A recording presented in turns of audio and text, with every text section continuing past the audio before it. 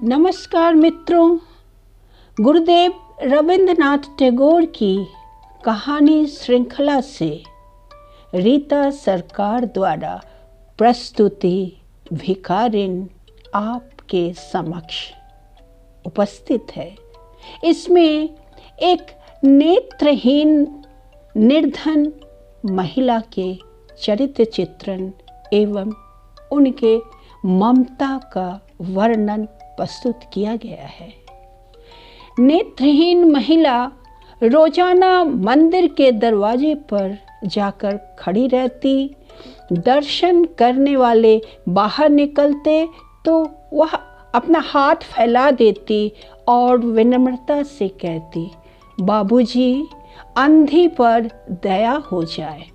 वह जानती थी कि मंदिर में आने वाले मनुष्य सहृदय और श्रद्धालु हुआ करते हैं। उसका यह अनुमान मिथ्या न था। आने जाने वाले 2-4 पैसे उसके हाथ पर रख ही देते। अंधी महिला उनको दुआएं देती और सहृदयता को सराहती। औरतें भी उसके पल्लू में थोड़ा बहुत अनाज डाल जाया करती थी। सुबह से शाम तक वह इसी प्रकार हाथ फैलाए खड़ी रहती। उसके पश्चात मन ही मन ईश्वर को प्रणाम करती और अपनी लाठी के सहारे झोपड़ी का पथ ग्रहण करती। उसकी झोपड़ी नगर से बाहर थी। रास्ते में भी प्रार्थना करती जाती, किंतु राहगीरों में अधिक संख्या सफ़ेद वस्त्रों वाली की होती है, जो पैसे देने के बजाय झिड़कियां दिया करते थे। तब भी नेत्रहीन महिला निराश न होती और उसकी याचना बराबर जारी रहती। झोपड़ी तक पहुँचते पहुँचते उसे 2-4 पैसे और मिल जाते। झोपड़ी के करीब पहुँचते ही एक 10 साल का बच्चा उछलता कूदता आता और उससे चिपट जाता। अंधी महिला टटोल कर उसके माथे को चूमती। बच्चा कौन है, किसका है, कहाँ से आया, इस बात से कोई परिचय नहीं था। 5 साल हुए पास पड़ोस वालों ने उसे अकेला देखा था। इन्हीं दिनों एक शाम के समय लोगों ने उसकी गोद में एक बच्चा देखा। वह रो रहा था। अंधी महिला उसका मुंह चूम चूम कर उसे चुप कराने की कोशिश कर रही थी। वह कोई असाधारण घटना न थी, इसलिए किसी ने भी न पूछा था कि बच्चा किसका है। उसी दिन से यह बच्चा अंधी महिला के पास था और प्रसन्न था। उसको वह अपने से अच्छा खिलाती पिलाती और पहनाती। अंधी ने अपनी झोपड़ी में एक हड़िया गाड़ रखी थी। शाम के समय जो कुछ मांग कर लाती उसमें डाल देती और उसे किसी वस्तु से ढक देती, इसलिए कि दूसरे व्यक्तियों की दृष्टि उस पर न पड़े। खाने के लिए अन्न काफ़ी मिल जाता था, उससे काम चलाती। पहले बच्चे को पेट भर कर खिलाती, फिर स्वयं खाती।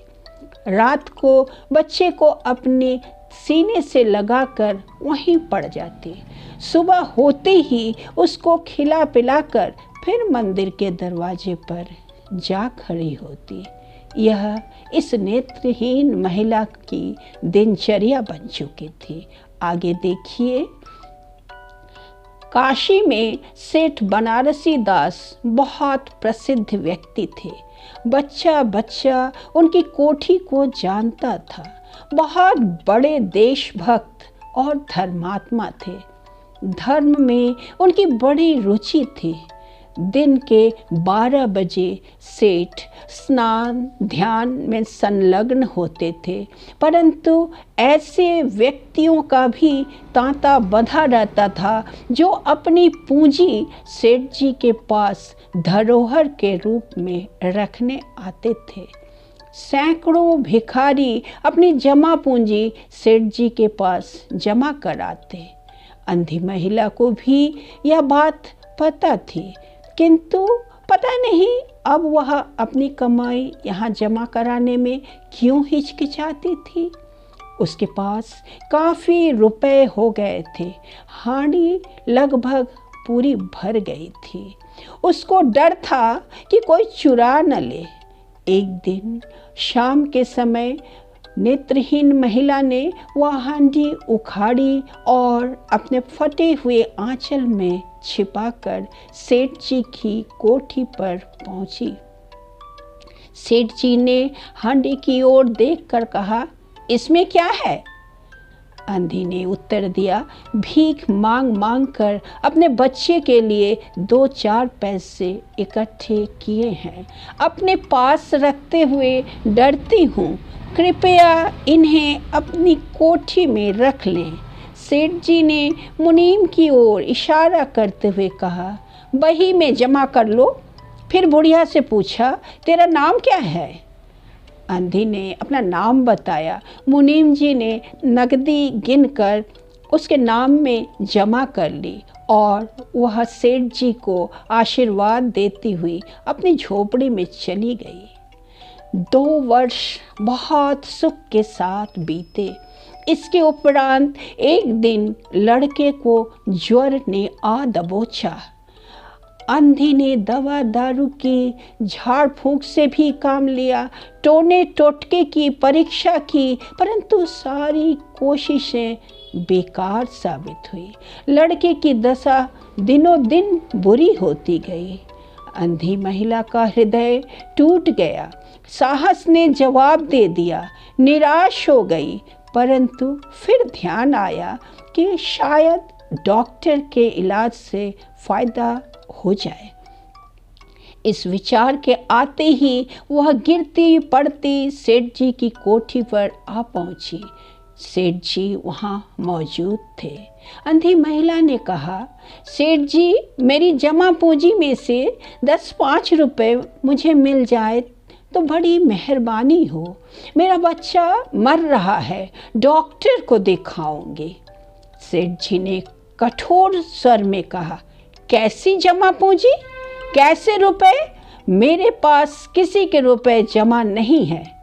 अंधी महिला ने रोते हुए कहा, 2 वर्ष हुए मैं आपके पास धरोहर रख गई थी, दे दीजिए, बड़ी दया होगी।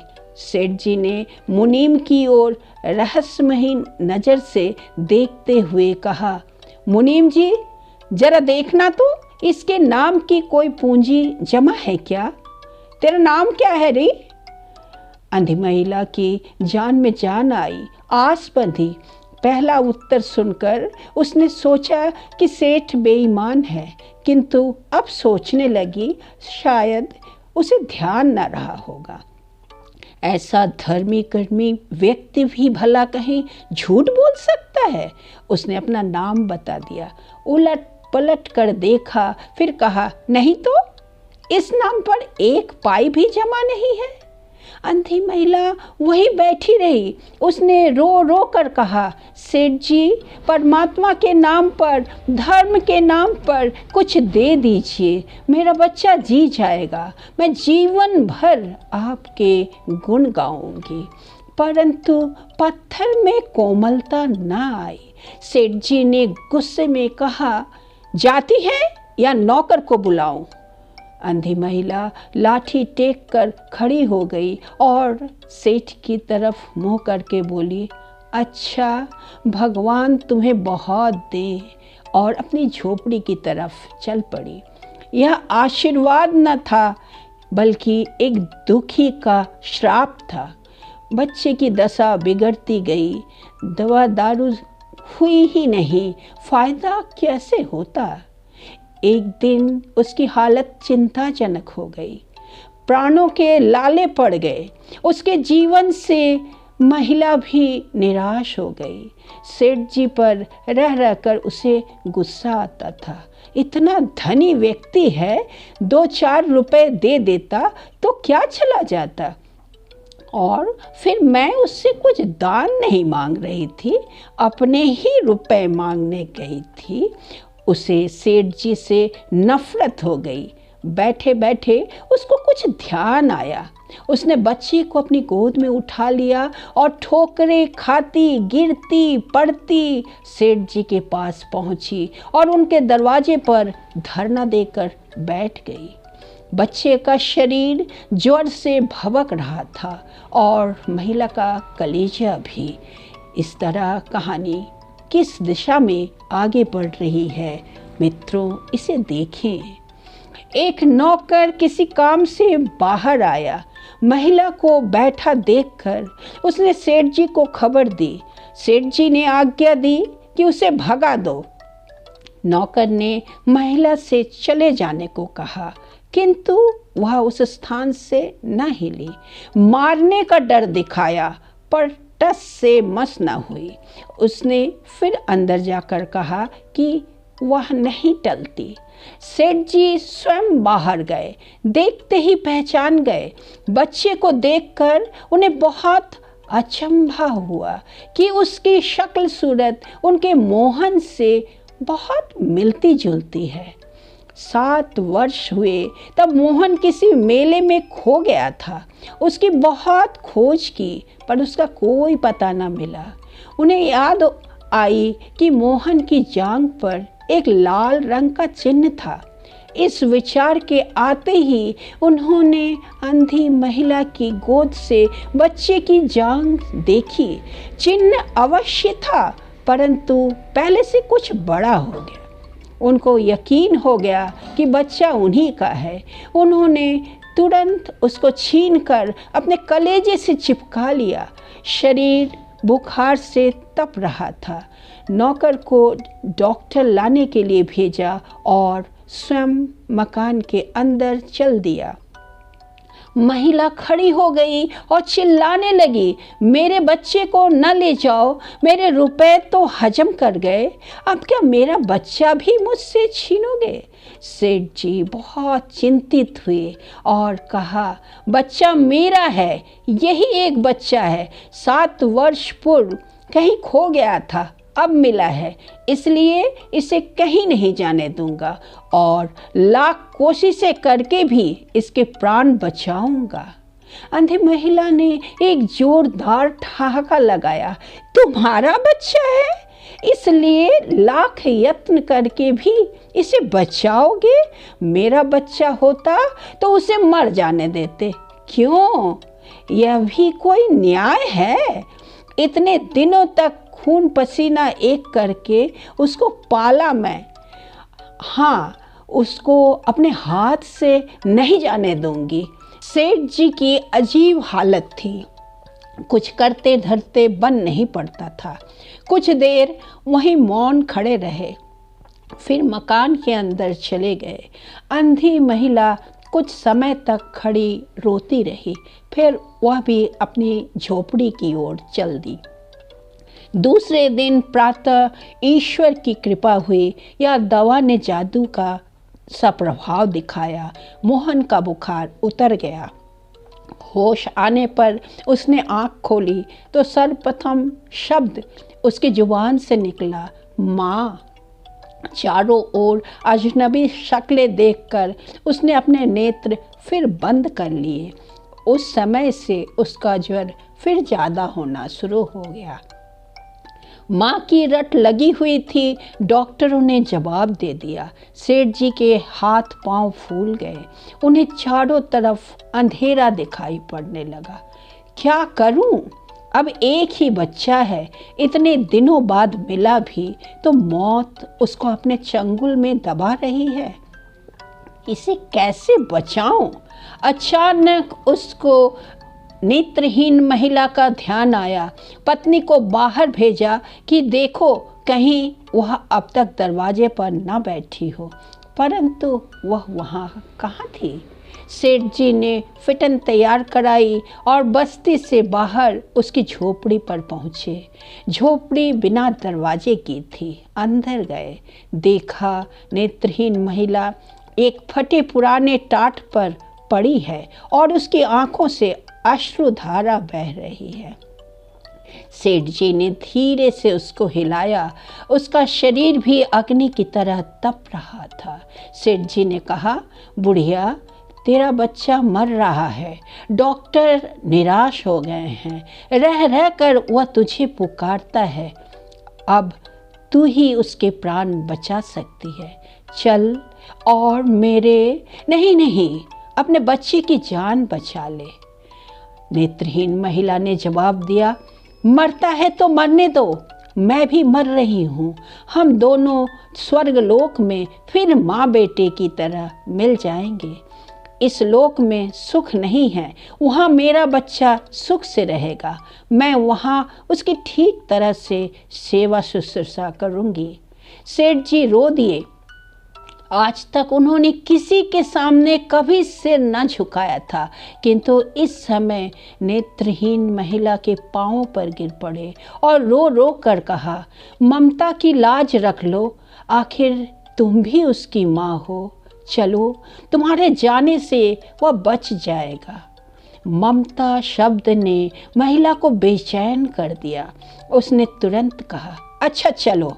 सेठ जी उसको सहारा देकर बाहर लाए और फिटन पर बिठा दिया। फिटन घर की ओर दौड़ने लगी। उस समय सेठ जी और नेत्रहीन भिखारिन दोनों की एक ही हालत थी। दोनों की यही इच्छा थी कि जल्दी से जल्दी अपने बच्चे के पास पहुंच जाए। कोठी आ गई। सेठ जी ने सहारा देकर महिला को उतारा और अंदर ले गए। भीतर जाकर उन्होंने मोहन के माथे पर हाथ फेरा। मोहन पहचान गया कि यह उसकी माँ का हाथ है। उसने फौरन आंखें खोली और अपने पास खड़ी माँ को देखते हुए कहा, माँ, तुम आ गई। भिखारिन मोहन के सिरहाने बैठ गई। उसने मोहन का सिर अपनी गोद में रख लिया। उसको बहुत सुख का एहसास हुआ और वह उसकी गोद में फौरन सो गया। दूसरे दिन से मोहन की हालत अच्छी होने लगी और 10-15 दिन में वह बिल्कुल तंदुरुस्त हो गया। जो काम हकीमों के जो शांदे, वैद्यों की पुड़िया और डॉक्टर के मिक्सचर न कर सके, वह एक नेत्रहीन भिखारिन की प्यार भरी सेवा ने पूरा कर दिया। मोहन के पूरी तरह ठीक हो जाने पर महिला ने विदा मांगी। सेठ जी ने बहुत कुछ कहा सुना कि वह उन्हीं के पास रह जाए, परंतु वह राजी न हुई। मजबूर होकर विदा करना पड़ा। जब वह चलने लगी तो सेठ जी ने रुपयों की थैली उसके हाथ में दे दी। महिला ने सेठ जी से पूछा, इसमें क्या है? सेठ जी ने कहा, इसमें तुम्हारी धरोहर है, तुम्हारे रुपए, मेरा वह अपराध। महिला ने बात काट कर कहा, यह रुपए तो मैंने तुम्हारे मोहन के लिए इकट्ठे किए थे, उसी को दे देना। महिला ने थैली वहीं छोड़ दी और लाठी टेकते हुए चल दी। बाहर निकलकर फिर उसने उस घर की ओर नेत्र उठाए। उसकी आंखों से आंसू बह रहे थे, किंतु वह एक भिखारिन होते हुए भी सेठ से महान थी। इस समय सेठ भिखारी था और वह दाता थी। कहानी का अंत ममता की भेंट है। धन्यवाद।